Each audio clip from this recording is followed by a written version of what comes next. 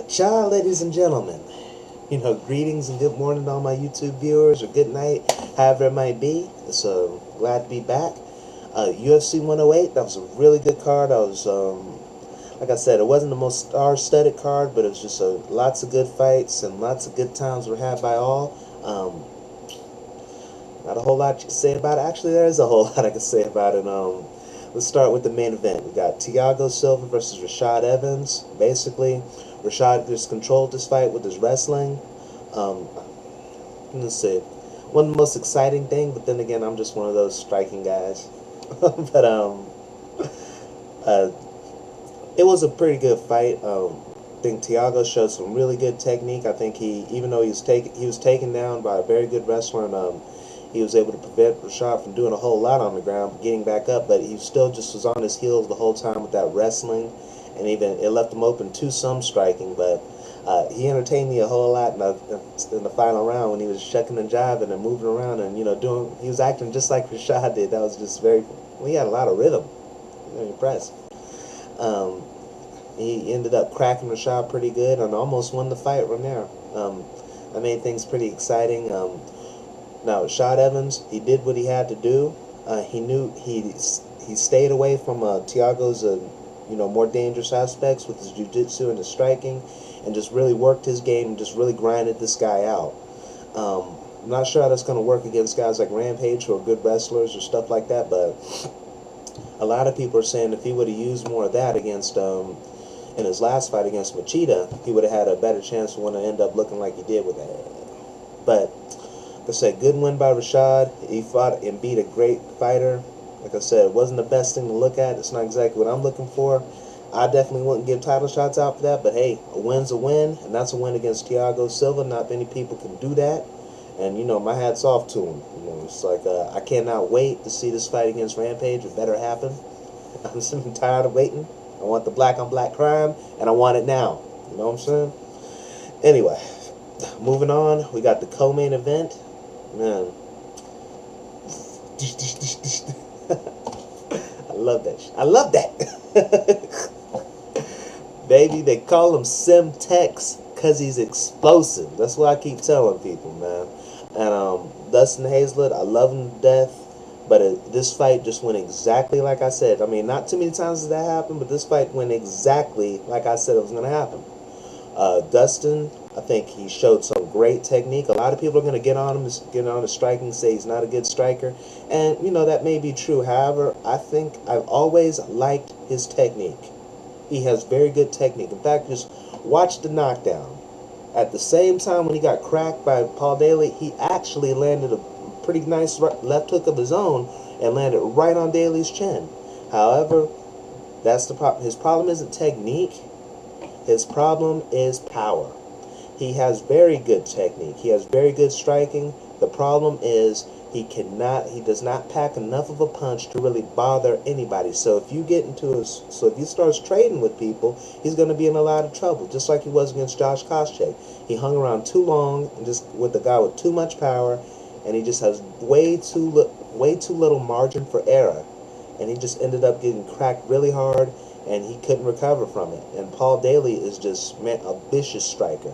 I think he landed that left hook, got him like right there in the button or somewhere around here. Bam! It just really knocked him down. And before Dustin could even recover or try to pull guard or anything, I think Paul came down with just some vicious shots. I mean, he dove into it, almost like the Dan Henderson elbow, but with his fist, and just dove into it, just bam, cracked him again, bam, again, just until the ref stopped it. And I was able to, in my time off, I wasn't totally away from MMA. I was able to check some of the medical suspensions, and apparently Dustin has a jacked up, orbital bone. I think like a blowout, floor fracture, whatever they call it. I'm no doctor, I'm no scientist, so I don't know jack about this stuff, but apparently his inner eye is just tore up. His nose is broken too. I mean, his face just got exploded, basically, by Semtex. So that's why don't play with Semtex, children. Put it away. Give it to your mom. No. But anyway, all I gotta say is very impressive win by Paul Daly.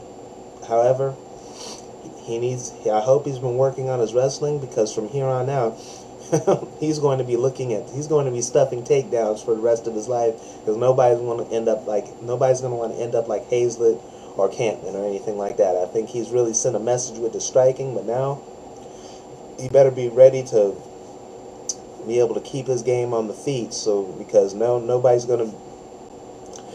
The next guy he's going to fight is probably going to be a grappler or something. Even though I'd like to see him take on Thiago Alves. That would be a pretty good fight. A lot of people were talking about that. I'd really enjoy a fight like that.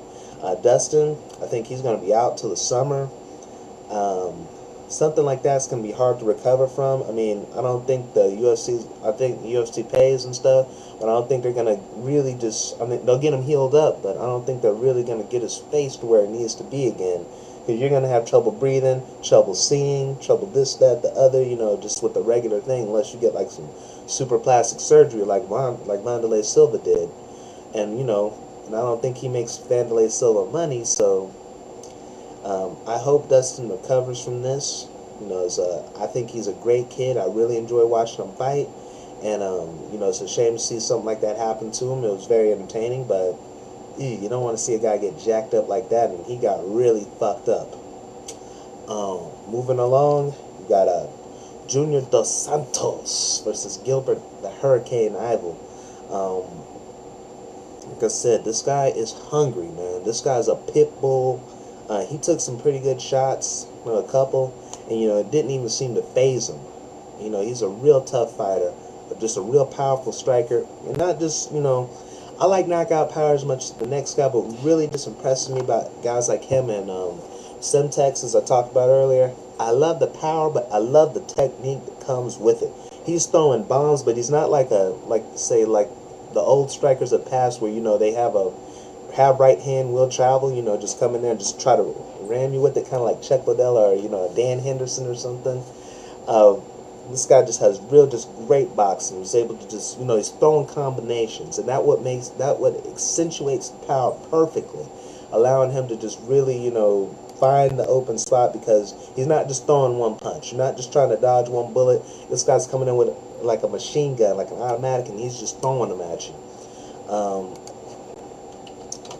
Gilbert, like I said, he was just unable to really get his game going, and every time he came in, it's like Dos Santos is fine, and he's hitting with some big shots and backing him up until finally he just landed and just rocked him, went to the ground and he just tore him up. I mean, that's a great fight. Junior Dos Santos, where does this put him? It puts him right in the title picture. I love to see him, fight against, some of the big top contenders. I like to see him, but everybody's kind of tied up right now. But Junior Dos Santos, remember the name, son.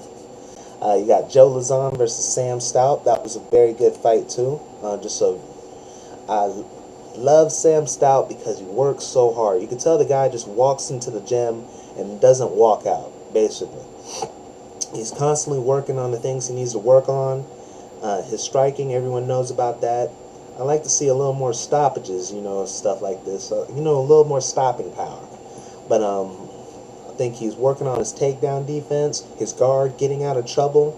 I think he's still a pretty young guy. He can still become dangerous, but I think he knows where his bread and butter is. It's on the feet.